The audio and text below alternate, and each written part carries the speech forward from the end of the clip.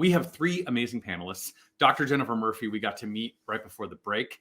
She's back to be part of our panel. And in addition, we have a pain educator and physical therapist who is the director of Know About Pain Educational Products and Training and serves as the chair of the Oregon Pain Management Commission. She previously guided education at Providence, Oregon as the pain education program manager for the entire Oregon region.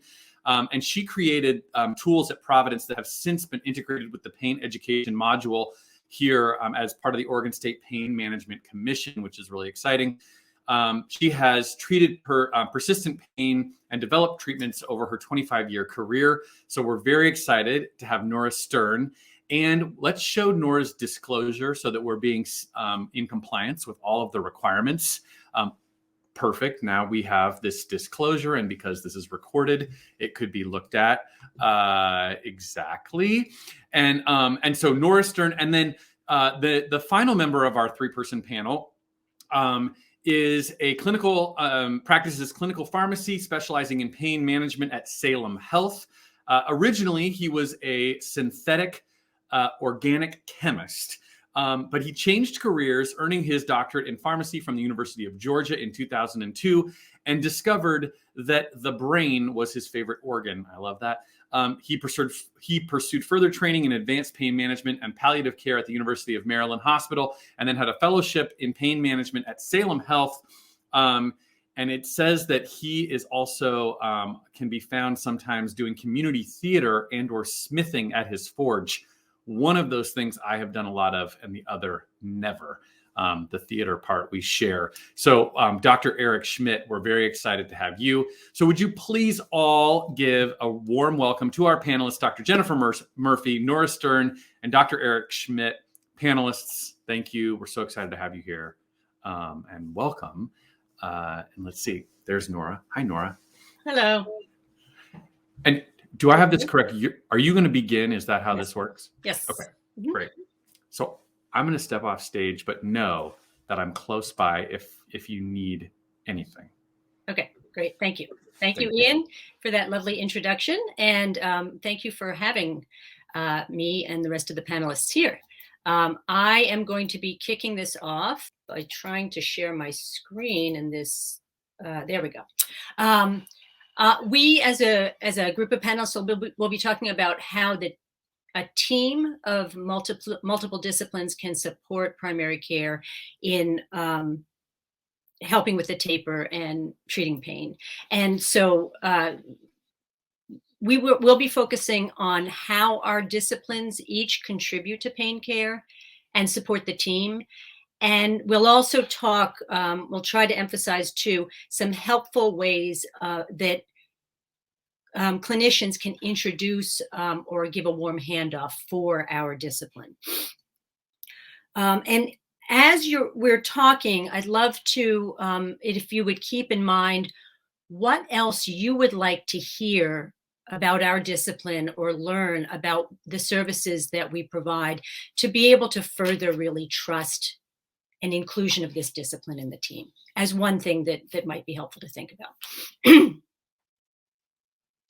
So, so I'm going to be talking about pain education and physical therapy. And I think that you just got my bio, so that's awesome. I'm particularly focused in the work that I do in pain education in training clinicians, but also in providing tools that do some of the talking for you so that clinician doesn't have to spend time they don't have, or to feel like they have gained a proficiency that they don't feel quite confident having achieved yet. So we'll show you some of the places where you have tools readily available here in this state that will help. But first, what I'd like to do is just talk for a moment about what pain is. So say a person's experiencing a taper and they maybe have more pain with the taper. As you've already heard from the previous speakers, you can have more pain from withdrawal, and you can already have been living with pain because of your previous history. And with the old model of understanding pain, we thought that pain resided only in the body. And so that would result in a search over and over for the source of the problem. And often this is what led to pain medication being chosen in the first place, kind of an inability to find a source. So, for example, if a person has moderate degeneration in the knee and you you do an x-ray, you learn this, the person then goes through various kinds of treatments and ends up getting a knee replacement, and they still have a lot of pain, that leads to kind of a sense of chaos and confusion, which often led to opioids as the default pain medication. And the reason that that didn't work as well as it should have is because actually pain is produced in the brain rather than in the body, and is a result of all relevant information, only one aspect of which is that input from the body, where the pain might be felt. And in fact, the source is actually multifactorial. It's an integrated super system of inputs, not in fact something that's just sitting in the body ready to be extinguished with an injection, medication, or surgery. So this awareness, this is important because it empowers us to use all the tools of the entire team and reinforces each other's work. So what Dr. Murphy had talked about all the different aspects of behavioral change that can be employed, this sits so differently for a patient who understands pain as this multifactorial experience with all of these internal inputs and external inputs. So without understanding that multifactorial nature of pain, it's easy to start to question too whether a taper is a good idea when a person is having a lot of pain, or if the pain gets worse, or to tell your patient to take it easy because they have pain, when in fact, gentle movement is one of the best things that they could do. And I'm going to show you some things that come out of the Oregon Pain Education Toolkit. Oregon Pain Guidance houses free tools and resources for both patients and clinicians. And it contains some content for the entire team that could be helpful here. The Patient Pain Education Toolkit, which was just released this year, is on the right, and it includes videos, handouts, and everything is designed in patient-centered language and with a trauma-informed lens. And it focuses on topics of both understanding pain, as well as sleep, nutrition, activity, mood, social aspects, flare-up, and medication. So in the Patient Pain Education Toolkit, there's actually a great section on medication I want to draw your attention to.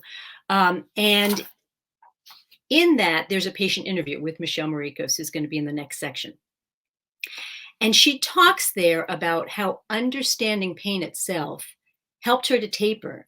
She talks about how, she says in the video that she needed to understand how pain worked and how withdrawal and pain worked together, to be able to have the confidence to start the taper and to not be afraid of the pain that she had along the way. And that helped her also to understand that she wasn't just being abandoned to pain, but that there were actually many ways of resolving pain and changing what was going on for her. So that to me is a really good example of how changing the conversation about pain creates a new context for understanding pain, and it lays the groundwork for building up self-care skills. So a taper can be successful, maybe even in advance of starting a taper, so that the person feels that a sense of confidence and a sense of safety. So I want to switch gears now and talk about activity related to pain and tapering. So I'm both a pain educator and a physical therapist. So I wanted to make sure to lay that groundwork for pain education, because to me, that lays the groundwork for all of the work that I do, and was a complete game changer when I started to use pain education as a basis for working with complex pain. So let's understand now the lens of how a person might be feeling when they start a taper. So what's happening with a person who might start a taper? For one thing, they could be severely deconditioned, like, can you walk to the mailbox? Can you walk across the room? A lot of the time, one of the places that we miss the boat in working with people with complex pain is that we ask them to start out an activity level, and this is physical therapists, everybody does this, at way too high a level for what they can handle. So we want to make sure that we know what their baseline level is. That person might be believing that pain and harm are the same thing, which means that they're avoiding activity because they're afraid that they're harming themselves. And their sensory cortex, that map in the brain that says where your body parts are, when you stop using your body very much, that when you stop moving, through disuse, that brain map begins to become blurred and smudged. We call it smudging of the sensory cortex. And what that then results in is it can result in the pain feeling like it spreads, got bigger, moved to a new area. So that can actually create a sense that the pain is worsened. They're also very socially isolated. And all of these things are a setup both for pain and for a failed taper. So getting moving is actually a key part of good groundwork for a taper to be successful. So there's a sense, as we think about getting people back to moving, there's a sense of confidence that an empowerment that's created in knowing that you're not harming yourself, that you can be sore but safe. The sensory cortex can begin to reshape as a person gets back to moving, as healthy mapping starts to be restored from normal movement. That can actually decrease pain. And then distraction itself is really critical as well in just changing what it is that a person's doing over the course of the day so that the focus throughout their day is not as completely embedded in their pain experience.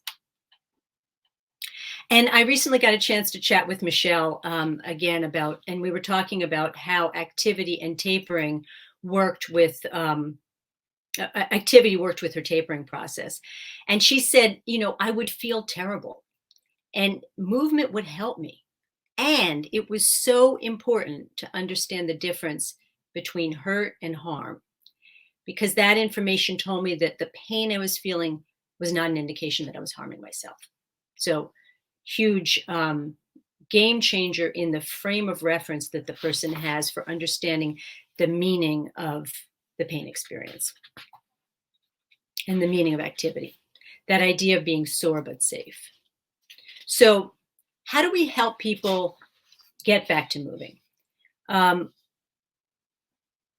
One thing that I think is really critical is that we tend to think in this country about exercising and fitness, and really, in general, helping people get back to doing things in their lives. Dan Claw, I think, coined this phrase, more doing, less exercising. Back to the things that they enjoy in their lives rather than thinking about fitness is most helpful. So walking to the mailbox, dancing with a grandchild, maybe playing fetch with your dog. Those kinds of basic functional activities that are meaningful to the person. And then simple whole body movement activity that helps create conditioning can be very simple and can involve the whole body, which restores a healthy sensory cortex and restores a sense of safety as a person starts to slowly improve their tolerance of physical activity and dealing with the discomfort from withdrawal. When some of the people who are most susceptible to chemical dependency probably are that group of folks with a trauma history. And we know that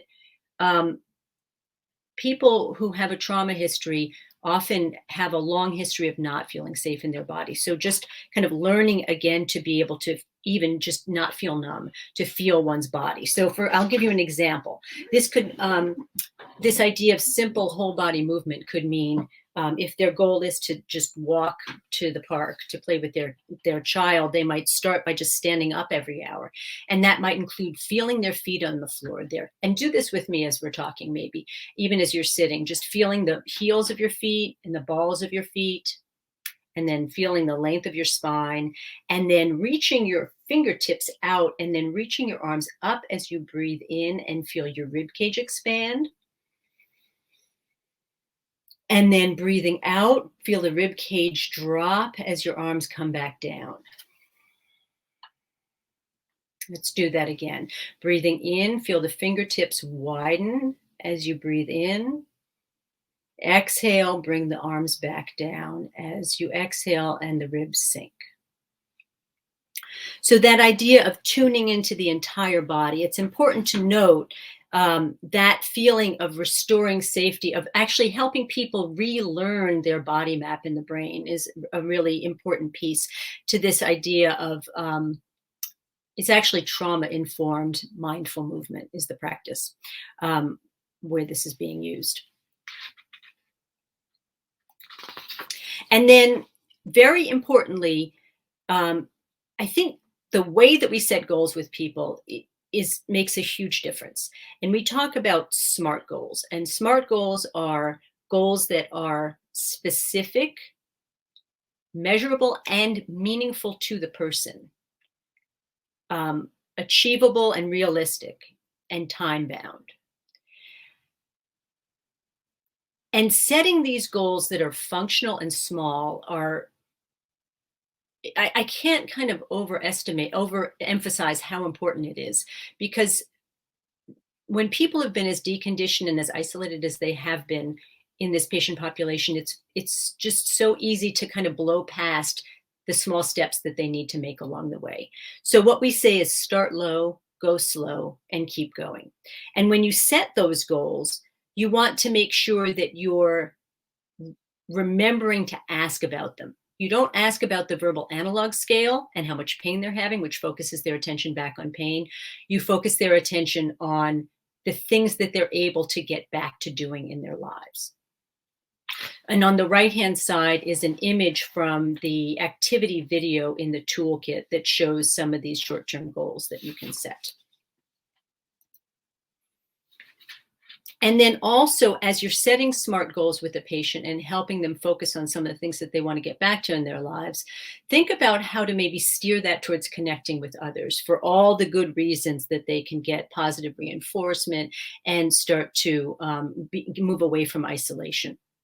So for example, if their goal is to, simply kind of get more active, you could hone them in like, well, you said that you missed your grandchild. So what about if you said you live in near a park? What do you think about a goal that might have to do with taking your grandchild to the park? So that connects them to somebody important in their lives. And then lastly, emphasizing the realistic aspect of the SMART goal and using motivational interviewing skills. How ready is the person to start on this goal? And this can help you make sure that you're finding the right place to start for that person. And that this process of honing and refining that goal is a very important part of the whole process. So I'd like to show a segment of the activity video that talks about pacing. This is just a couple of minutes. So if we could switch over to this, and this just gives a snippet of an explanation of how you can use the video to explain pacing. If you could show that, please. The level at which you'd have injury is a little lower because you haven't been moving as much. Maybe you're a little deconditioned. But look at where that new pain level is. It's really low. So all those things that you would normally do are mobilizing the emergency response system and producing pain. When the brain becomes wired for pain, we can feel pain more easily, more readily. The pain map in the brain lights up when you do even the little things like grocery shopping, washing dishes, or getting dressed. But this is important. You're not even close to injuring yourself. So you're sore, but you're safe. So how do you get back to moving and rewire the brain away from pain? The secret is to start low and go slow. So let's think about building up activity. We'll use walking as an example. Maybe you tried walking before 20 minutes and this caused you to have a flare-up that lasted for a week. And 10 minutes could cause a flare-up as well. Well, what about 5 minutes? 5 minutes may seem small, but it's a great start. So let's start here. Now, this is important. You will have pain with this activity. But remember, while you're sore, this is gentle activity and you are safe. You walk 5 minutes, 2 times a day for a week. If you do have a flare-up, you don't back off, but you do learn from that experience. Did you push too hard, not sleep well, have a lot of stress? As you stay with 5 minutes, twice a day for a week, your system becomes a little more resilient. Your pain sensitivity gets a bit better, and you don't flare up as easily. And then you do 6 minutes twice a day, and gradually you increase a little at a time, and your ability goes up and up. Great. I just wanted to show a little bit of that section because that's an example of where the tools can do the talking. So thank you for showing that. And lastly, I just want to give some ideas about how it might be helpful to talk about these skills and the idea of doing a referral for your patient to physical therapy or to another movement specialist. The best person to work with a patient on activity in advance of a taper or during a taper is going to be the person who understands the basics of pain science and therefore understands the principles of coaching that gradual return to a meaningful activity. So if you want to establish a team in your area and you don't have an obvious pain specialty PT, you could consider having a conversation with the therapist and asking them to go through the state pain module, changing the conversation about pain, which can allow for kind of a common frame of reference, and then talk about how you might work together on helping people who might be starting a taper who are very complex. And in some communities, a well-trained trauma-informed yoga instructor has served as in this purpose really well. So make sure that you make it clear when referring a person with complex pain that the therapist understands that this is somebody with whom you want to be shifting gears so that they know that this is not a person to take an orthopedic approach with. And it could be something as simple as just complex pain in a comment line in the referral. And then you have a conversation with the patient where you strongly endorse the referral. For example, you might say, I know that you want to get back to activity and you've had some challenges in the past, but I think we can take a new approach that will slowly get you back to some of your goals, like playing with your grandson in the yard.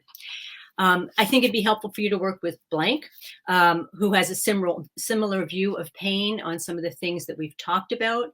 And she could really help you to start low, go slow, and keep going.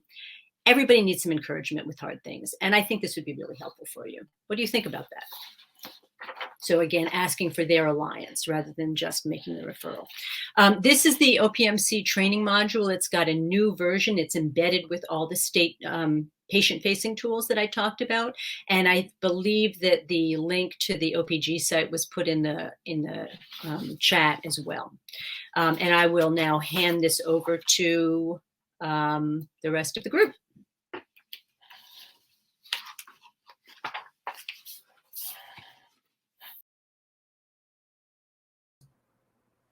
Rookie mistake. Good to have your microphone turned on. Thank you, Nora. We really appreciate it. And I can see that people are jumping in, including Dr. Coelho over on the side.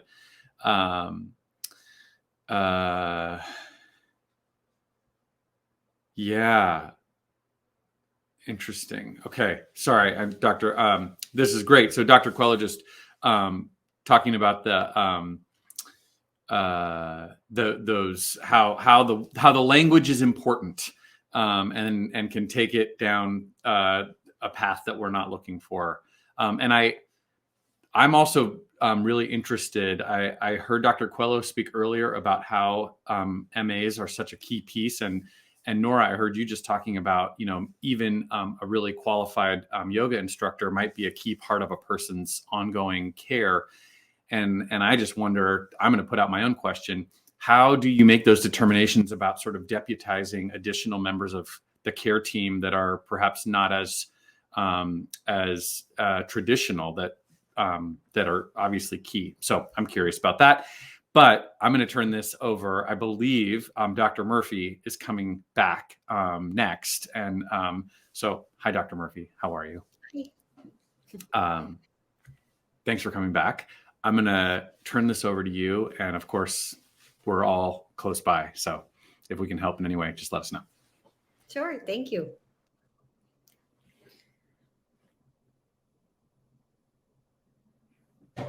Yeah, and thank you for having me back again. So I'm going to be focusing on the role of behavioral health, the behavioral health provider in team-based care. We're obviously representing multiple disciplines here, kind of as a little microcosm of a team. And so I'm going to just touch on, again, the role of what a behavioral health clinician can do, and also, how to talk about that, since it's often one of the hardest sells that you have as a provider when it comes to team-based care and potentially consulting with a behavioral health clinician. So next slide.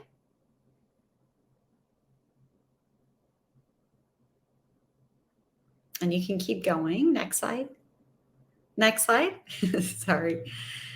Yeah. So, Nora, that was a great discussion, and it really just also highlights a lot of the, we've been talking about kind of the language that we use and the overlapping even skills that we're sharing, which is really great, because part of the success of a team, I think, is people being on the same page, right?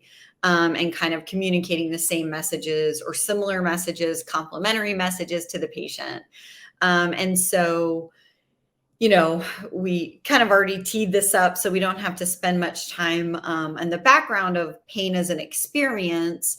But I think when it comes to enlisting the help of a behavioral health provider, having that person on your team, part of that is really appreciating from the provider side also that the various psychosocial factors absolutely impact outcomes and also impact engagement with treatment, and even selecting not only what you choose as far as their treatment, but how you might frame it and share it and try to present it to the person.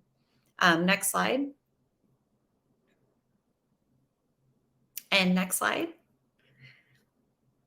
So I talked about this before, just kind of this need for this whole person care. Again, I just really think a lot about when we're talking to our patients in a team-based kind of mentality, to really talk about, the need for things to address all these aspects of you as a person. And so, thinking about behavioral medicine and movement medicine, and kind of speaking about it like these are all, here's your behavioral medicine prescription, and so really talking about each of those things as part of the treatment plan that really addresses the whole person care needs. Next slide. So, in terms of just team-based care in general, since that's really what our panel is focused on here, just to highlight some of the things that are important, I would say, in a general sense, and especially important, I think, when working with individuals with pain, and especially chronic pain, that working as a team really helps patients not only feel better, that they're better cared for, but actually be better cared for. So you have these different providers to complement each other and address their areas of expertise. Also, I think, showing the patient that there's this whole group of people that care about you and care about your success working together. And you're sort of the most important person on our team, right? The patient. And so we're all here working together. Another really important part of this team-based care that we're highlighting today is, helping providers, and particularly prescribers, primary care providers, really decrease the feelings of burden and strain that so many people have. There's obviously a lot of burnout in the setting of primary care. It's a lot of patients, a lot of demands, fast, quick. You're being asked to do a lot, document a lot. And so having other people to hand off to refer to be part of this care team with you, hopefully in the actual, appointment with a patient feels better, to be able to say, some of the things that we're kind of sharing as far as how you might talk about sending somebody to a physical therapist or a psychologist or something like that, but really actually decreasing the strain that you experience because there's other people to help sort of carry that load with you. So it doesn't feel like you're by yourself. Also, just in terms of language, I think, and this was certainly something, I experienced in, really working in an interdisciplinary setting, is that you also can really share that responsibility with the patient. And so instead of you being the person who's kind of identified as making every decision or, being kind of solo out there, really taking on more that language of, the team feels this way, the team, we discuss this, and, just to, again, kind of diffuse that a bit, which can be helpful. Next slide. Also, we know from everything, of course, that pain really needs this multidisciplinary, multimodal options. That's the way that people do better as far as their care. And I know I mentioned this before, but, a lot of the behavioral strategies, yes, you ideally and hopefully can refer to a behavioral health clinician, whether that's a psychologist or a social worker, some sort of counselor. It depends on who's available in your system. Actually refer to them to do that individually. A lot of the skills are things that, other people can do as well and discuss. So, Nora just obviously talked about, pacing, right? And kind of went through that, 5 minutes over time, twice a day, and not doing too much, not doing too little, that's what pacing is, right? So, obviously, physicians and other prescribers and nurses can also talk about, as long as they have sort of the core awareness about, what relaxation techniques, what are the most important, right?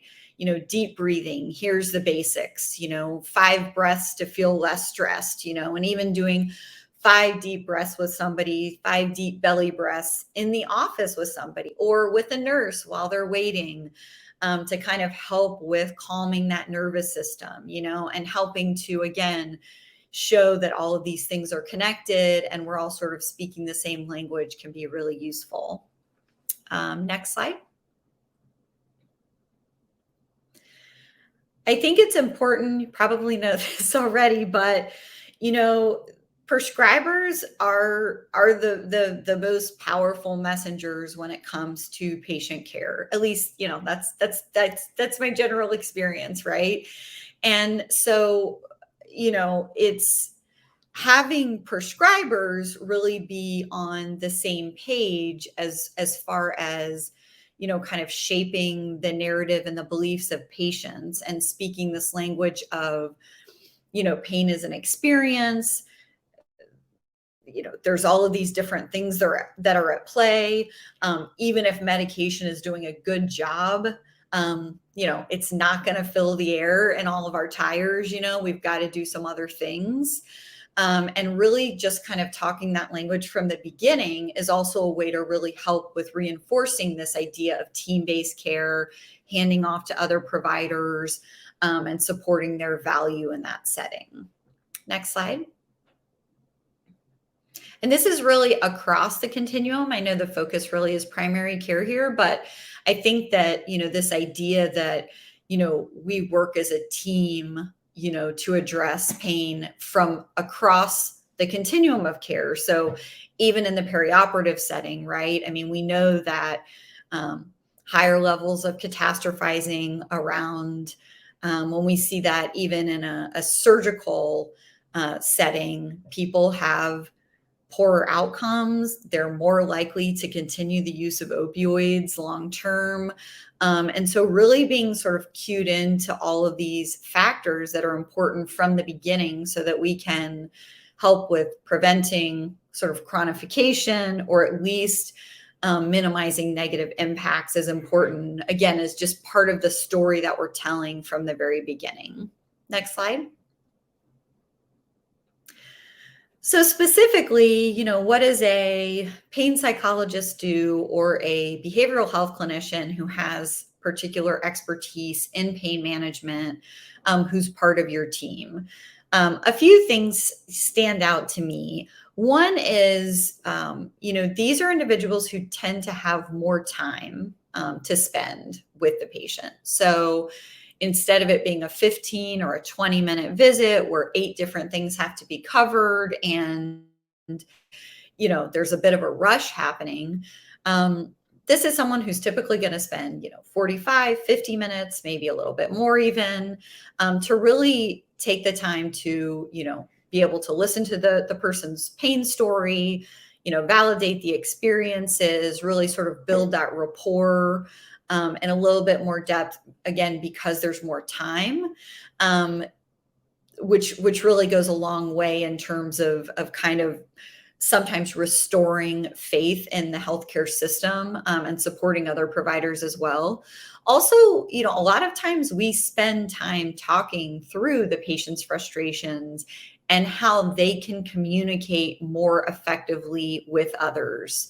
And those others might be their family members, but that's also other providers, other, when you go to your next doctor's appointment, how might you talk about this a little bit differently so that you could be better heard, so that you're maybe not escalating or using some language or doing anything that maybe is not going to set the tone for a very sort of therapeutic interaction. So really working on effective communication skills. The main thing is really, again, I think a lot of it is helping to support other team members by talking through a lot of those heavier issues sometimes. But a lot of what behavioral health clinicians are really doing is to talking through the details of the skills. And so, instead of just saying, a lot of times in a quick appointment, in primary care, there might be things like get more active. Well, what does that mean exactly? So really translating things into action, going through much more in-depth explanation around pacing, around relaxation techniques, around like the power of the pain mindset, and what does that mean? And what does that do? And how does maybe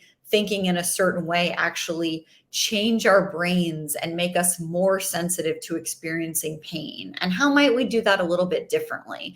So sort of, really walking through the how of making these changes, to give patients those tools over time. Next slide. So the cornerstone is really that pain education. This is what, those who are psychologists who have an emphasis in pain, this is what we've been doing for forever. This is like the cornerstone of what we do, right? A lot of it is talking about hurt versus harm, the chronic pain cycle, the dangers of avoidance, how it's this very intuitive, natural thing to withdraw and pull back from activity, and why that is not actually helpful and can in fact be harmful in chronic pain. So things that you sort of assume have been covered at some point, and then you work with people and realize like, oh, this hasn't actually been talked through with me before, right? So the education part certainly has to lead the way. And then getting into, the skills that you can actually help people build to manage on their own. And one really important thing in terms of resistance there, by the way, is that this is not like an either or proposition. I think this was harder for me earlier in my career, but now, really the groundwork that I lay is, if you are engaging in all of these skills and strategies, or even some of them, you are more likely to have better outcomes across pain treatment. So, if you have a surgery, your outcomes are going to be better. medication. I mean, anything that you do, this truly is sort of the foundation of how do we optimize your success.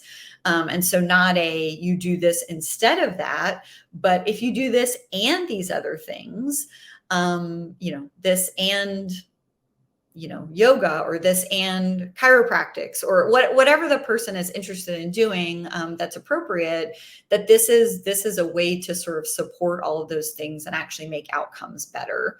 And really just changing the expectations around, the eradication of pain, potentially, to pain that is manageable, that is able to be handled, and it does not, sort of overwhelm and impact in such a way that you can't get through things. Next slide. And this is really our goal. I usually draw this little guy, like start with that smaller square, and just say, if we can expand the boundaries of your life, pain, even though it's the exact same size in both of these, instead of it feeling like, 75, 80% of your life, it's still going to be there, right?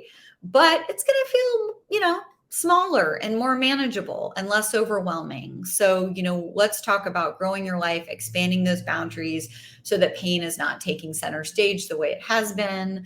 And you feel more satisfied overall. So this is sort of our overall goal that we're working towards with patients, and how, again, we're trying to really convince them that these kinds of techniques are useful and helpful to getting them back to having this bigger, better life that they're after. Next slide. So again, this is just sort of the basics that we, use: education, activation, and pacing, the modification of that mindset. If there are things there where people are sort of having these, the various aspects of catastrophizing, rumination, magnification, helplessness, working on those pieces so that they are less powerful in terms of, what the person avoids, engages in, that entire piece of the puzzle is incredibly important, and something that we're really well equipped to deal with a little bit more than some of the other disciplines. Obviously that relaxation, that managing and monitoring our own, regulating our own physiology so that we are not in this sort of, constantly keyed up state. So really educating about that, and then showing how helpful that can be over time. And really just getting people back to doing things they enjoy, and setting up a plan for maintaining how to integrate these things into your life day to day in a really practical way. So being concrete and really building a plan out. Next slide.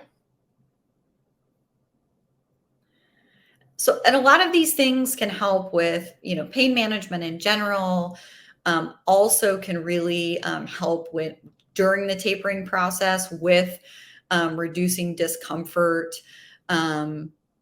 Also, this is one of I mentioned this before, but big roles is really talking about different fears and ups and downs that may happen during deep prescribing.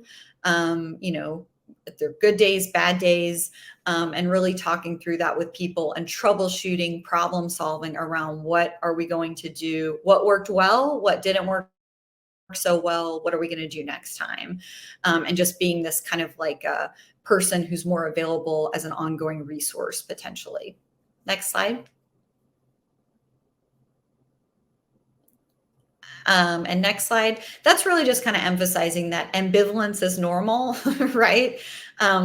Most people are not particularly, like motivated, like, oh yeah, I'd love to talk to a psychologist.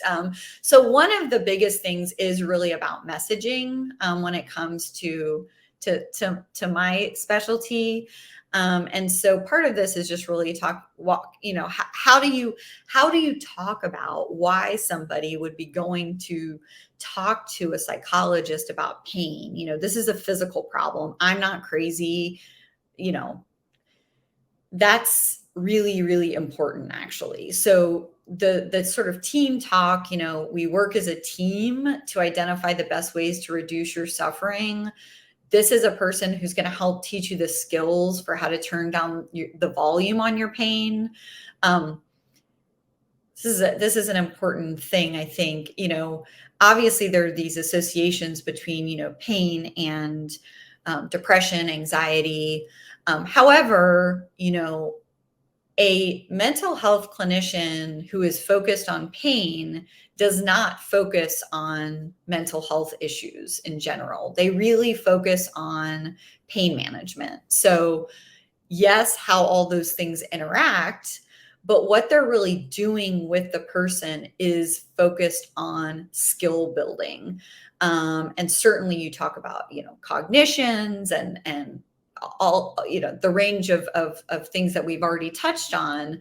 But I think in terms of sort of selling the behavioral health side of things and handing off or referring to somebody like that, really framing it as, no, I'm not, this isn't about, that I think you have a mental health problem, or this isn't somebody where, they're not going to want you to talk about, your father, your mother, or, your depression, or, all of those things. That's not going to be the focus of your treatment. The focus of what they're going to do with you is talk about how pain's impacting your life and the things that you can do, specific strategies to help better respond to pain so that it impacts you in a different way,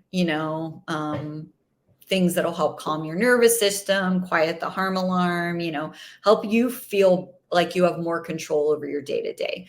So really framing it firmly like that, that's what we do, you know what I mean? And so in terms of our role on the team, it's really to support pain management, much more so than, do any sort of long-term management of uncontrolled PTSD or something like that. That wouldn't be the focus. Next slide.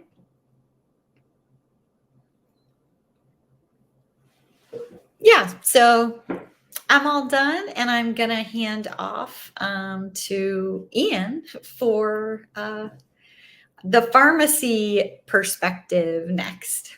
Thanks so much.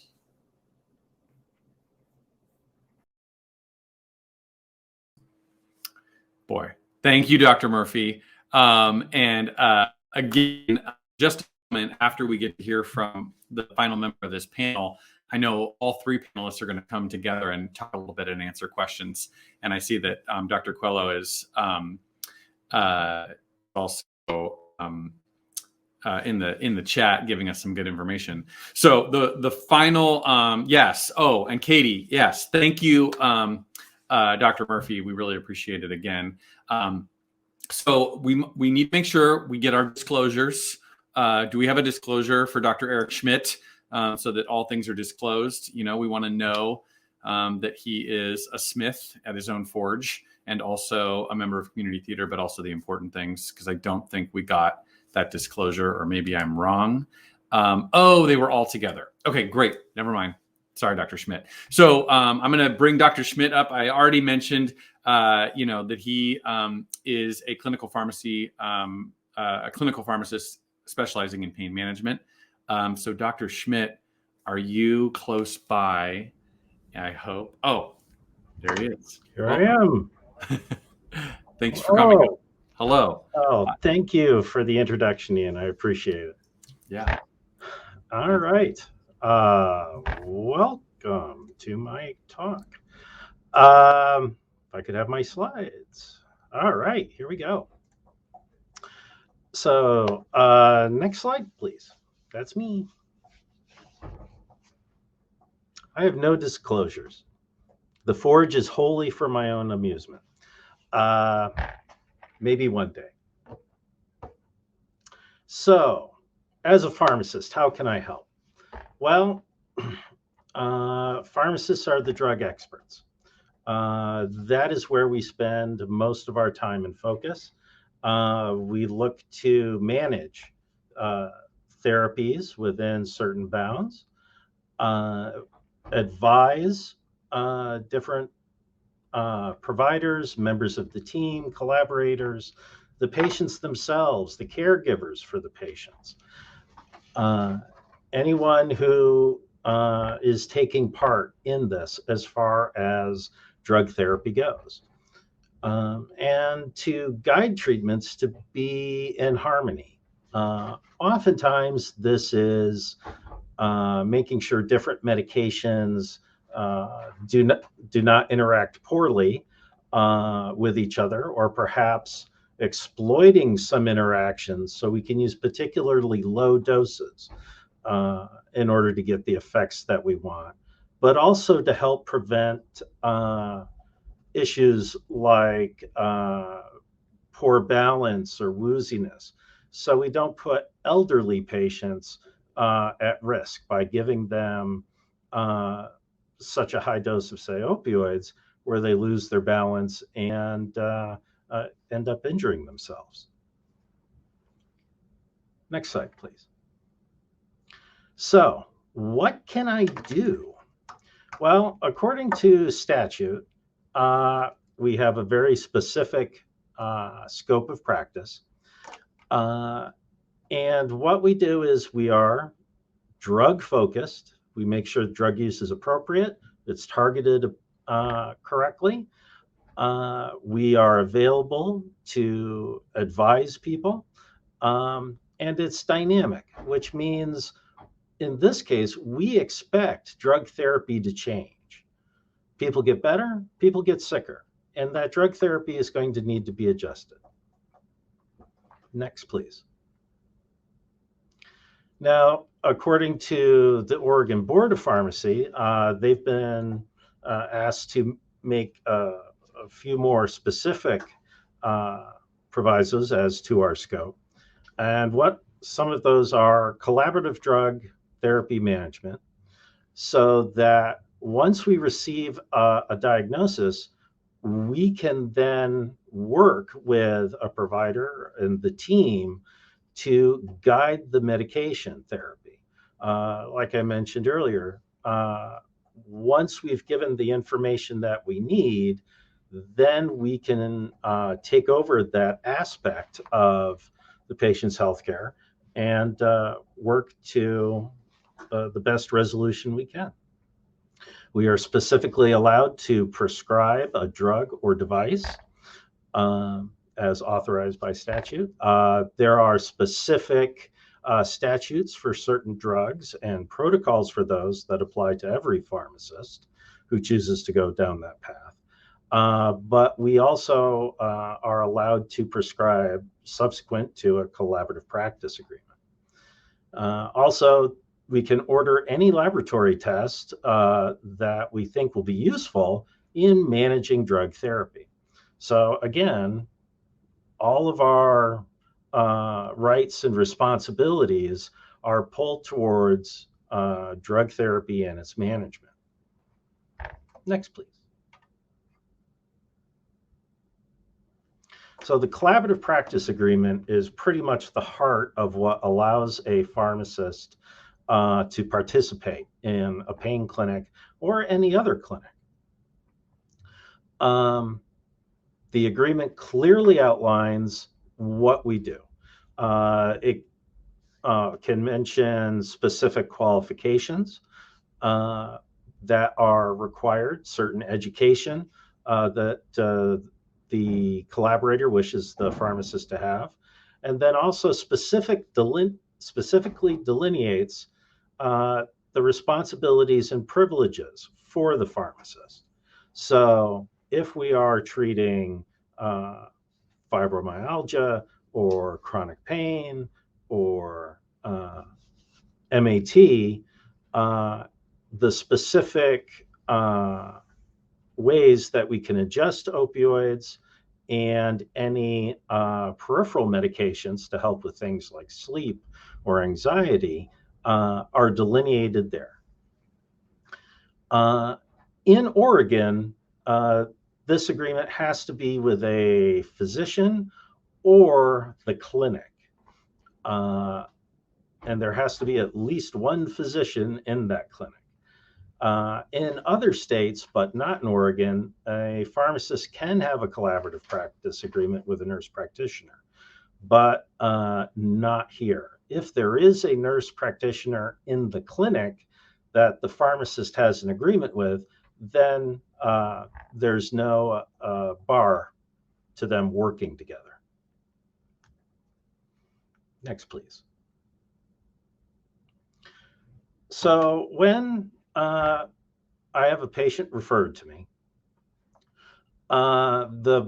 obviously one of the most important things that I need is, what is the qualifying diagnosis? What am I assisting the patient with? And as a pain management pharmacist, it's a fairly small number of things. And that qualifying diagnosis plus the collaborative practice agreement allow me to see the patient in clinic. I also look for pertinent secondary diagnoses. I want to know if there's PTSD, CPOD, COPD, excuse me, bipolar disease, and so forth. Because that is going to significantly impact my decision-making. Identify the current medications that the patient's taking, consider the referring provider's goals, and formulate a preliminary plan. Patients dealing with chronic pain are complex. It is not simple.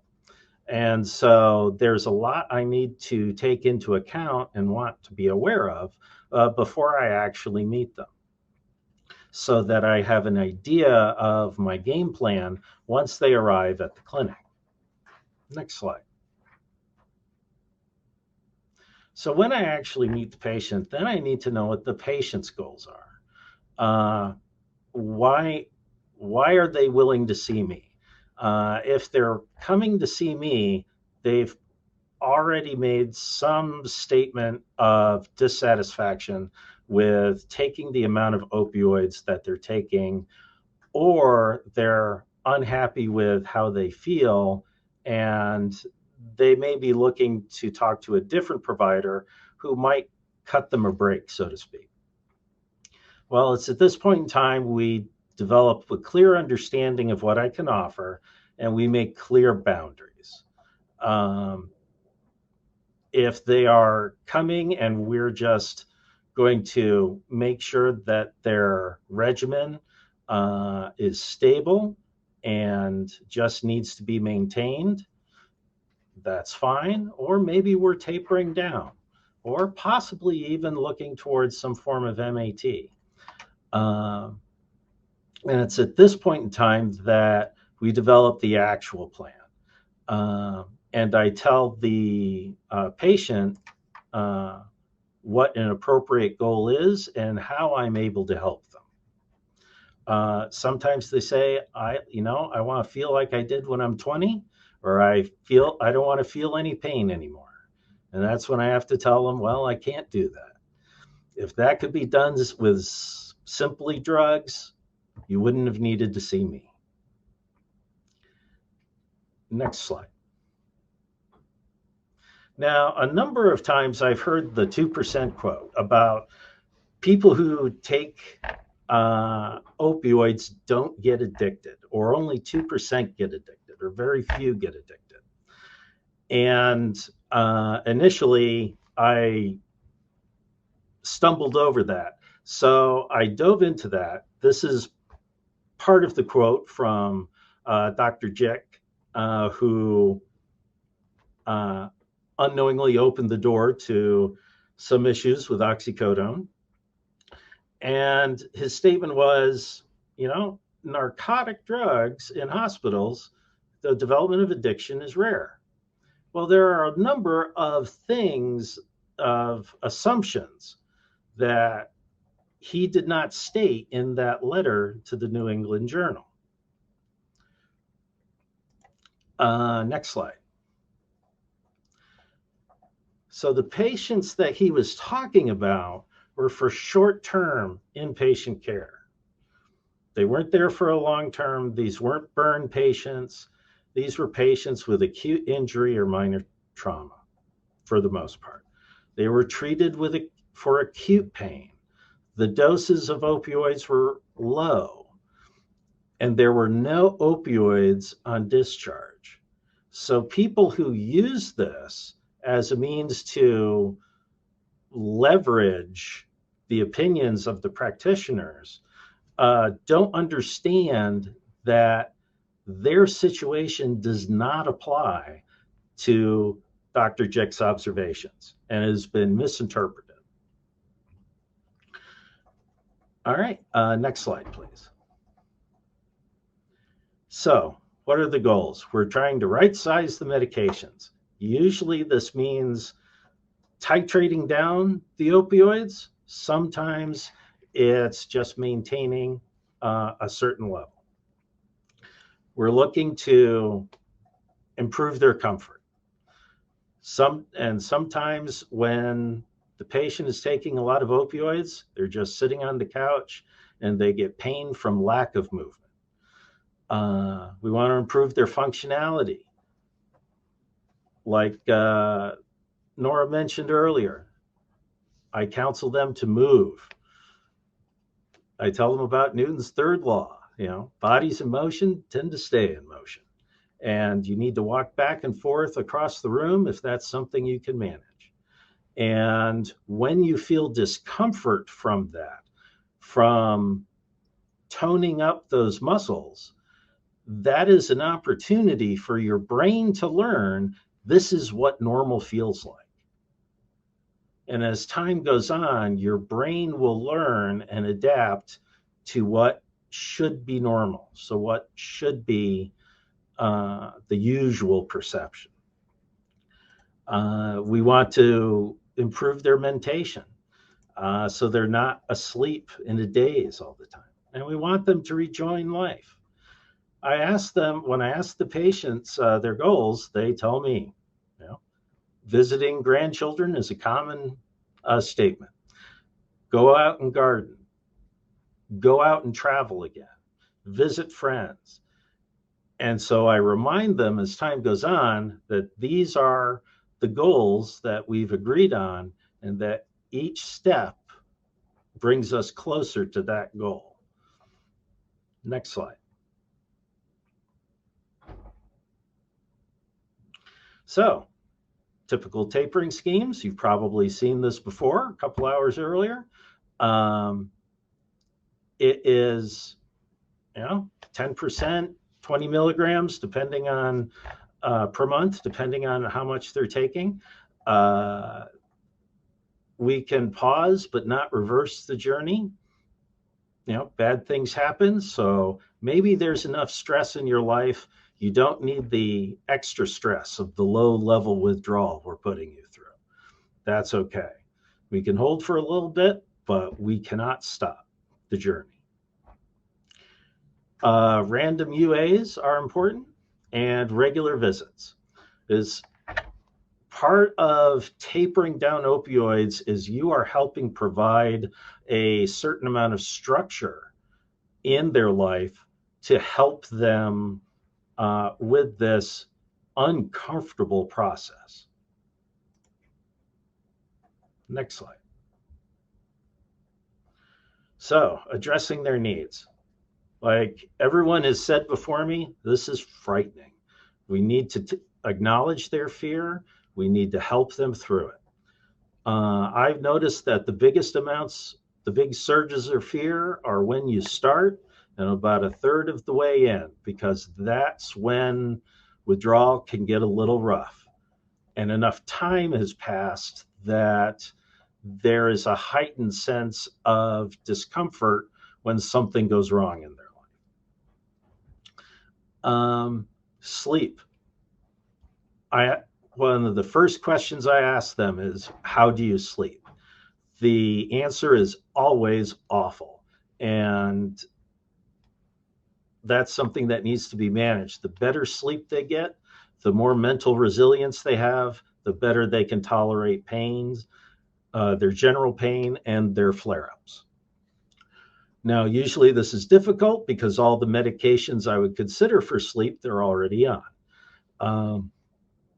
But that is a big focus for me. Fun and friends. Most of the non-opioids, well, not most, half of the medications that we use that are non-opioids try to boost serotonin. That easiest way to have serotonin increased in your brain is go out and have a good time with friends.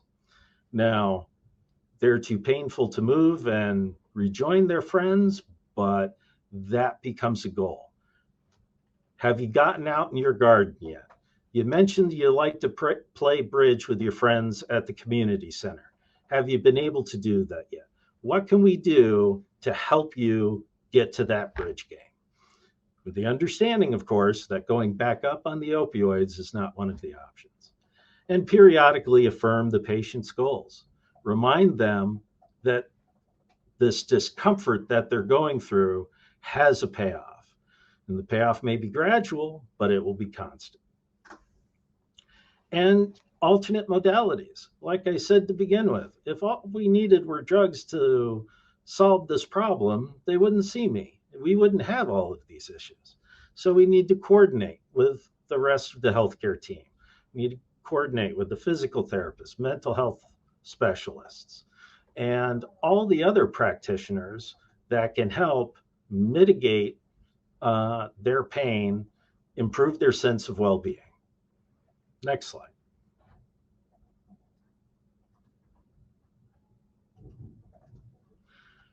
Now, we do have to keep track of things, and how we do that is by using the PDMP and using EDDI, which is a network of the emergency department rooms in the hospitals across Oregon, and occasionally random drug screening.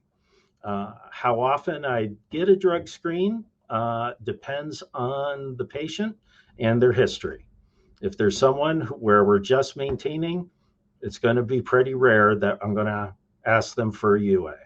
If it's someone that we are titrating down from a high level, that's going to be more often. Next slide.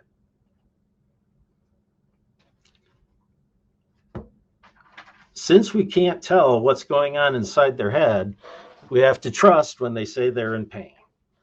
But we also need to verify. That's where the UAs come in. And since opioid use disorder is relapsing remitting, we should expect a positive UA every once in a while. But one. And if it keeps happening, then they're not able to handle the schedule. And this is one of those times where I need to talk with a collaborator and discuss what to do next. If there's a negative, why is it negative when we're giving you all of these opioids? That's another discussion with the collaborator and a very difficult discussion with the patient. Now, bad things happen. I did have one patient who came to me and right before the UA told me that they were going to test positive for fentanyl because they were in a motor vehicle accident a week before. Well, through EDDI, I was able to verify their story, and the ED physician documented that the patient said they had a pain contract and that the clinic would be notified of this administration. So bad things happened. Everything was documented that it needed to be, told her not to worry about it, and then we eliminated that source of fear and were able to manage her pain, both chronic and acutely, appropriately. Know your tests. You can get a false positive with sertraline for stimulants. But if they didn't just start sertraline, it's probably not a false test. If you use buprenorphine patches to help the patient, know that the amount of buprenorphine that seeps in may not show up on a UA. So you could actually have a false negative on that. Next slide. Thank you.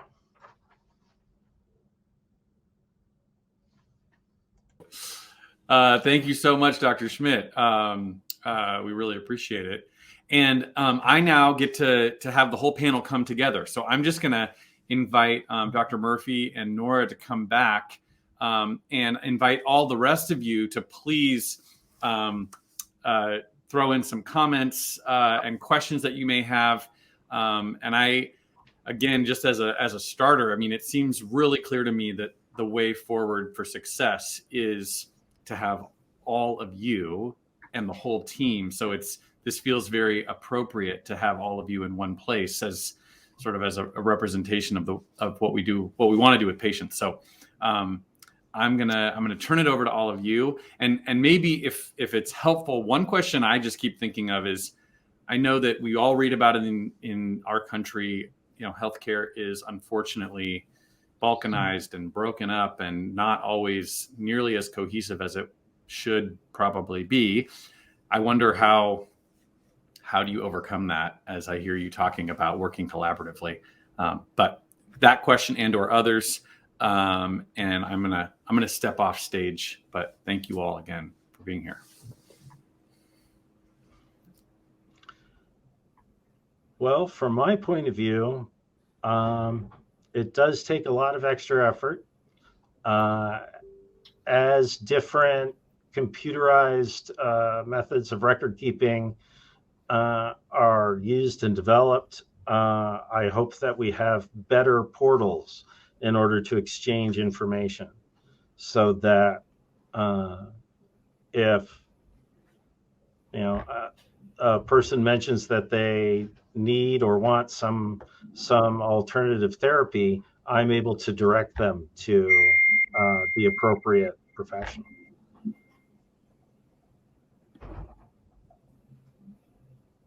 Yeah, I agree that I think as EMR charting improves and we all become more proficient at it, that's a good way to build a virtual team. And again, I would say that having a common basis of understanding pain also really helps everybody feel like they're kind of singing from the same song sheet, that their messages are reinforcing each other. And I think that the more that happens, the less it feels like hard work. That's been my experience, is that when you change the conversation about pain from kind of fixing to coaching, it becomes more of a collaborative process and a more positive one for everybody. Yeah, and I kind of piggyback on the idea of the virtual, the advantages potentially of expanding your team, since there are increasing opportunities. And I'm largely speaking from a behavioral health standpoint, but since it's well suited for virtual care, but being able to potentially bring a behavioral health provider onto your team remotely, and actually bring them into your team so that they're able to, interface with the patient over the computer instead of, as well as a provider who may be physically in the hospital.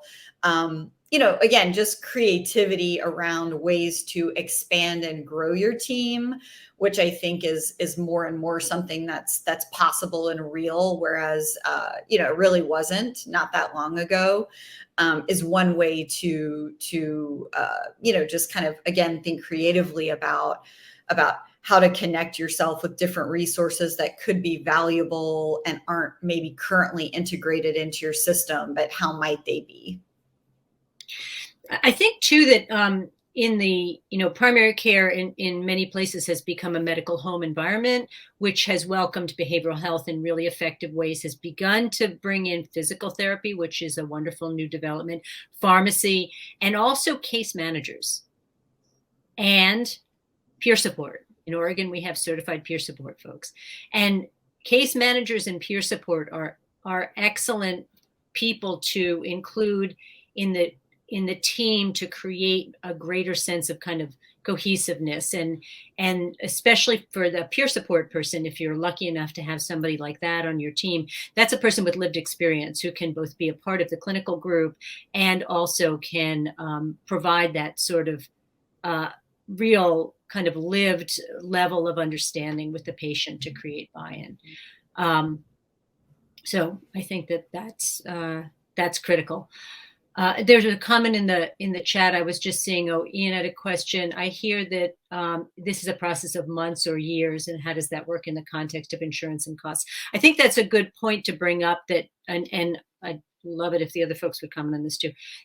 This is really recovery and coaching. And so, and that was a lesson I had to learn as a physical therapist, was that I wasn't going to be doing kind of a quick fix, that I was going to be helping people to gradually over time get their life back. And so generally you don't end up spending more time with people. You spend time with people over a longer period of time. So cost wise, it doesn't end up costing anywhere near as much as ED visits and hospitalizations.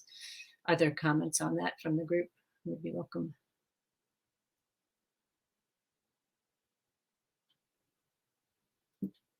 Dr. Schmidt, it looks like there's a comment to you too in the chat. Yes. As far as the context of insurance and such, it is tricky for clinical pharmacists, as we need to be paid from an organization. We currently do not have billing authorization yet. So if we're able to get on the team, it's either cash payments or creative financing by the institutions we work for.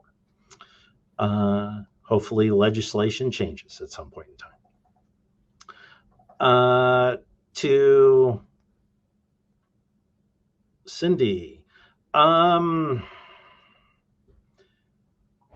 tapering off methadone takes a long time, and no small reason, because it is such a relatively potent drug. There are some times where patients cannot be wholly titrated off, but I definitely think the attempt should be made after years. Or after years, we should have made the attempt, let me say. And it would tend to be very specific to the person. It could take a year or two, because if you need a strong methadone dose, you usually need very strong stimulation in the brain in order to satisfy that craving need. So it'd be hard to make any kind of definitive statement. And I just wanted to respond to Dr. Coelho talking about the just agreeing. He was just saying that having a common set of validated instruments in terms of measurement would be very helpful in terms of facilitating team-based care, communication, obviously. And I mean, I couldn't agree more with that. We're working in a really large healthcare system. One of our main goals right now is to really get a core set of measures, which will just help with, comparisons across a large system. But also, I think to part of what you were saying, just also that kind of early identification and risk stratification, so that we have a better understanding of next steps, who maybe needs a little bit more earlier on, and really just, again, having that common language. I think the measures are really helpful with that. And also really in just, again, providing the best care for patients and knowing what makes sense for whom as early as possible, and getting them to the right people and to the right treatment. So. That makes sense. And we do have, I want to just say to everyone, we have at least a few more minutes, 5 or 6 minutes. So if you have additional questions, I was going to ask and I feel like it's a continual follow-up, but Nora, you mentioned, as CME or EMC records are better, that's a tool. But I wonder, because, are there some best practices that you've experienced for how do you share and make sure you're even knowing where to find the information about a patient? Because I assume it can be different for different patients, and the tool that you use to track that is maybe not the tool that your colleague uses on the team. What does it look like to really, and I just, as Dr. Murphy's in Florida, which is probably different than what's happening here in Oregon. So, and people move, people tend to. So anyway, how do you do that? How do you know you've even done the due diligence? Yeah, I can say that when I worked at Providence, when we were working on creating better communication across the care continuum at primary care level, primary and tertiary, that was an ongoing challenge. And because different disciplines, that's a really great question, I think, and an important one, although not maybe the sexiest thing to think about. But different disciplines chart differently. Physical therapists put our summaries in different places than primary care does. The place that we found to keep it at Providence was to put it in the problem list. Then, however, the summary of the full assessment, you still have to do some hunting and pecking for. So I think that there's some improvement to do in the electronic medical record, and maybe other people have some other information on systems that are working a little bit better or new developments. I haven't been at Providence for a couple of years, but it's an area that needs to be focused on. And it's, one of the reasons I think is that this idea of treating pain across a longer period of time is, it's different.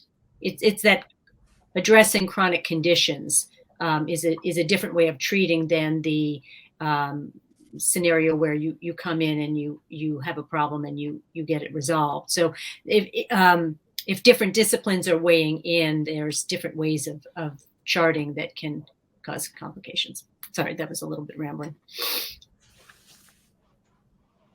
Yeah, and I don't know if either of the other two of you have any insights or ways. I also wonder, I assume that patients may come to this team through any one of you, and that might look a little different. That if you're sort of, how does that work? And I'm just thinking about, we have all kinds of different people watching this,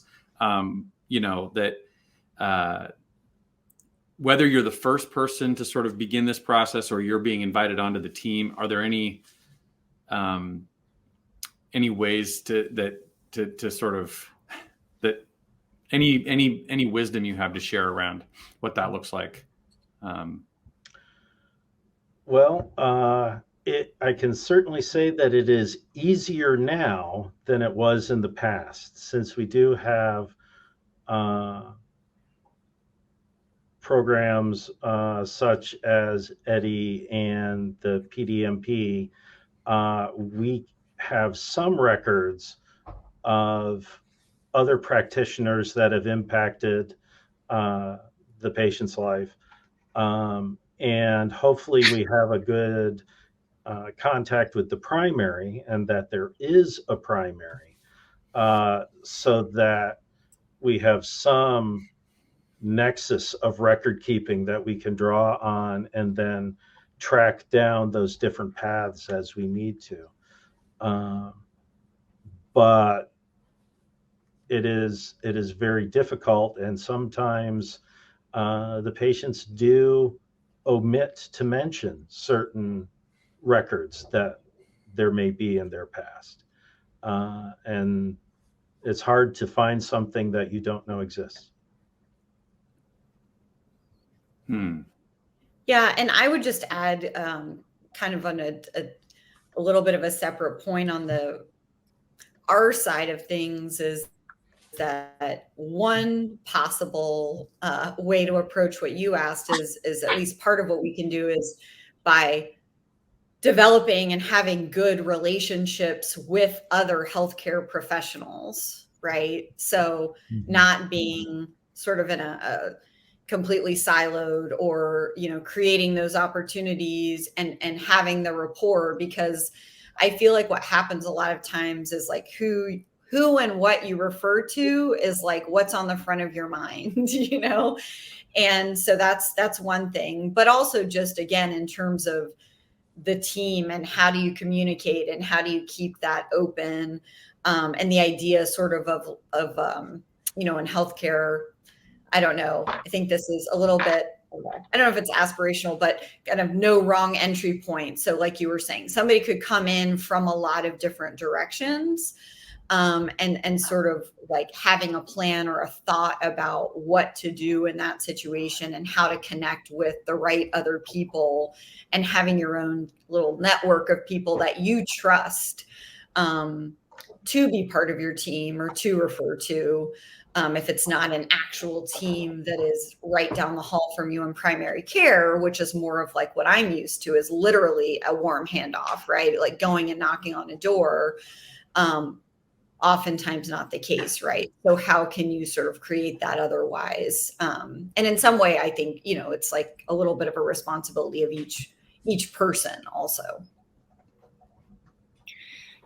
Yeah, and I can say that one of the scenarios that is pretty common in physical therapy is for a patient to come in with a referral that appears to be kind of discrete and, I guess I'll say, orthopedic in nature. I don't even really think about pain in that kind of dichotomous way anymore, but appears to be more nociceptively driven or tissue oriented. And then the exploration of the history reveals that there's a much greater psychosocial complexity, and that this is really an issue that needs to be reframed in terms of a much more multifactorial lens, and that information then needs to be conveyed back to primary care to make sure that the conversation at the primary care level is then also reframed, so that you're not trying to go back to find the air quote source of the problem at a nociceptive level. So that's an example of some kind of virtual communication that needs to happen to not be missing each other and at cross purposes, where primary care might be inadvertently going in a different direction by ordering an X-ray or an MRI when the information from the history would indicate that a tissue-oriented solution is not one to pursue. Looks like Dr. Coelho said, we have an opportunity in Oregon to pick a common set of pain screening instruments, such as the pain catastrophizing scale and FSQ, to lobby for that, and start using them and sharing results. Both are trait-like measures that change very slowly over time, and both also predict chronicity and poor surgical outcome. Yes, for sure. And I'll just say that, pain catastrophizing, that scale, the PCS responds quickly. Actually, you can see significant changes in the PCS with like a course of CBT for chronic pain. That's something that, again, over 1,000 people getting a course of CBT-CP, like a publication of mine from this year, there was a large effect size in the pain catastrophizing scale change just with the 10-session CBT-CP. So you can see movement in that with some focused intervention, but it's certainly one of those things that correlates very much with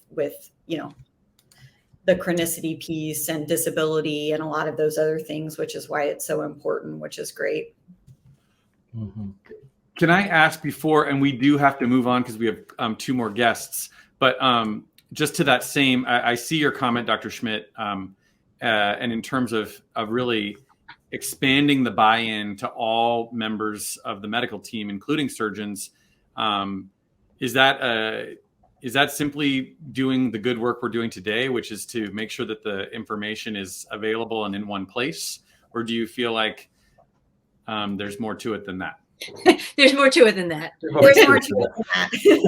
I mean, everyone is not incentive. I mean, I don't mean to say anything controversial here. Hopefully it isn't among this group, but everyone is not incentivized in the same ways. You know what I mean? There are, I mean, we all want people to get better, and also there are things that we do to help them get better. And you know what I mean? So yeah, it's a very complicated, question. It is. Like I tell my patients, if this was a simple problem to solve, we would have fixed it by now. And there are many moving parts. There are perverse incentives and there's a lot of education that needs to happen, delivered to well-meaning people. Well, maybe one point of agreement is that, and that I hear you all saying, is that one of the most key people in this process is the patient themselves. And that if that empowerment and education and collaboration with the patient as maybe even the primary person in this process, not maybe, the primary person in this process, that person gets to carry their own, gets to carry some of this for themselves to whomever they're seeing and wherever they head, and which solves potentially some of these issues. I don't know if that feels, I see nods. So that's Definitely. okay. Well, I do want to, we have two more people who are waiting in the wings. So Dr. Murphy, Dr. Schmidt, Nora, please don't go away and continue. I mean, you're all doing very well. I'm really grateful at your collaboration in this, space and in the chat, and keep going. And if everybody wants to give, a virtual, or if you're somewhere and you want to cheer right in your own space for our panelists, by all means, please do it. Because we do really appreciate you